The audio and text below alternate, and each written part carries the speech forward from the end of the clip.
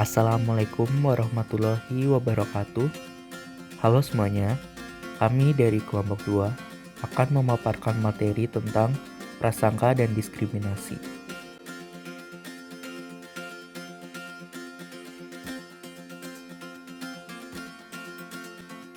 Kelompok kami beranggotakan Fikri Badarudin, Christian Reza, Nurul Sifa, dan Pujadini. Selamat menyaksikan.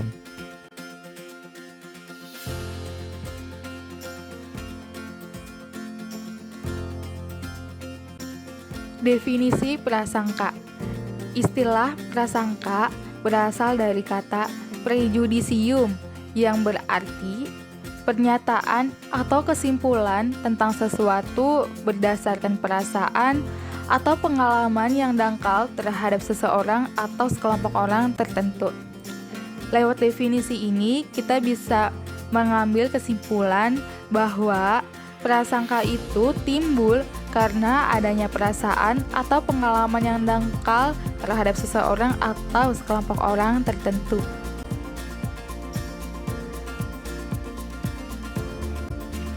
Macam-macam prasangka. Yang pertama ada seksisme. Seksisme yaitu prasangka yang didasarkan pada gender. Umumnya, seksisme terjadi pada kaum wanita. Jadi, seksisme yang dimaksud di sini adalah adanya penilaian negatif pada seseorang yang disebabkan karena seseorang tersebut adalah seorang wanita. Yang kedua ada prasangka rasial, yaitu penilaian negatif terhadap seseorang karena orang tersebut menjadi bagian dari kelompok atau suku tertentu. Yang ketiga ada agisme, yaitu prasangka yang terjadi pada orang-orang berusia lanjut.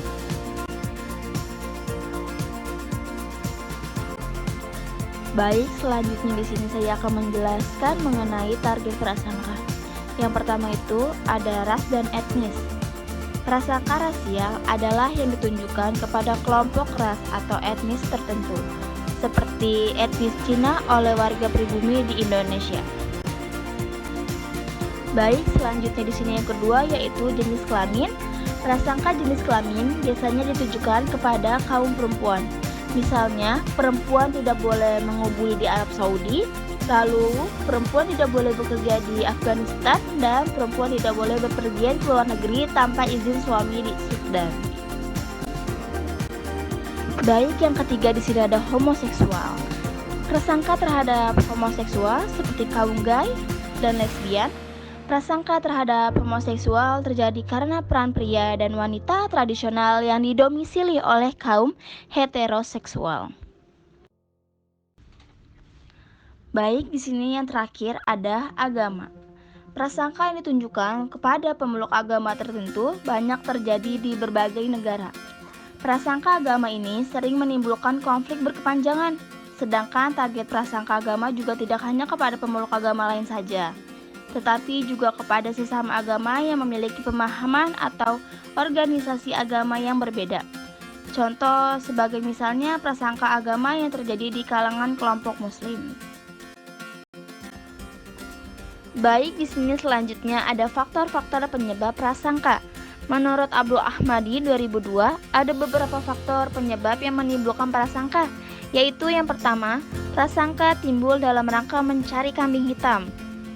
Jadi, dapat kami contohkan dalam suatu kegagalan atau kelemahan, seseorang tidak mencari dalam diri orang itu, tetapi kepada orang lain. Kemudian yang kedua itu ada prasangka timbul karena memang sudah dipersiapkan untuk berprasangka.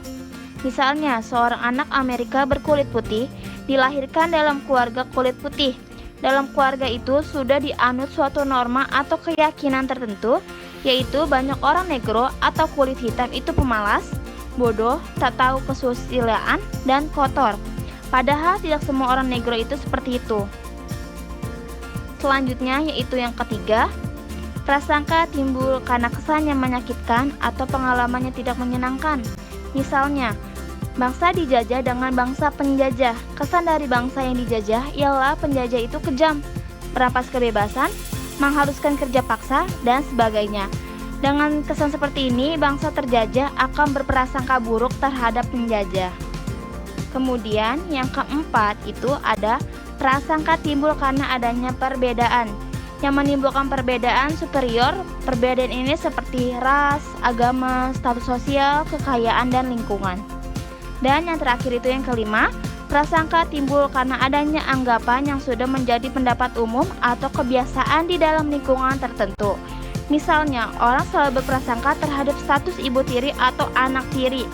Banyak yang berprasangka kalau ibu tiri itu jahat dan kejam, tetapi tidak semua ibu tiri seperti itu.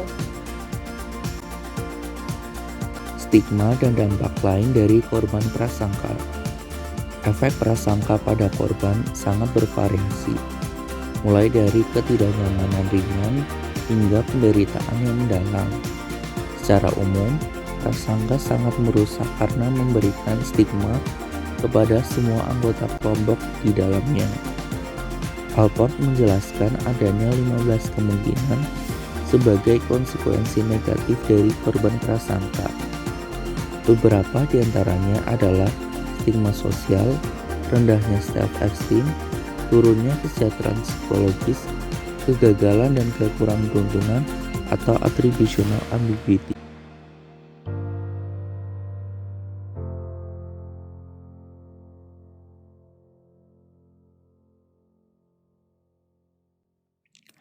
Pengertian diskriminasi. Diskriminasi adalah perlakuan negatif terhadap kelompok tertentu. Macam-macam diskriminasi. Yang pertama ada rasisme. Rasisme yaitu penilaian negatif terhadap seseorang yang memiliki ras tertentu, seperti perbedaan warna kulit, perbedaan bentuk tubuh, perbedaan gaya rambut, dan lain sebagainya. Yang kedua ada tokenism. Tokenism ini sering terjadi di bidang ekonomi, di mana dipekerjakan atau tidak dipekerjakannya seseorang berdasarkan pada pertimbangan ras. Yang ketiga ada reverse discrimination, yaitu kecenderungan untuk menilai dan memperlakukan seseorang dari kelompok tertentu dengan lebih baik dibandingkan perlakuan terhadap kelompok yang lainnya. Penyebab terjadinya prasangka dan diskriminasi. Menurut A. Ahmadi, prasangka timbul karena adanya anggapan yang sudah menjadi pendapat umum atau kebiasaan di dalam lingkungan tertentu, sehingga dapat menimbulkan kesan diskriminasi yang menyakitkan atau pengalaman yang tidak menyenangkan. A. Ahmadi juga berpendapat bahwa prasangka dapat dipengaruhi oleh beberapa hal, yaitu yang pertama, cara berpikir kognisi sosial.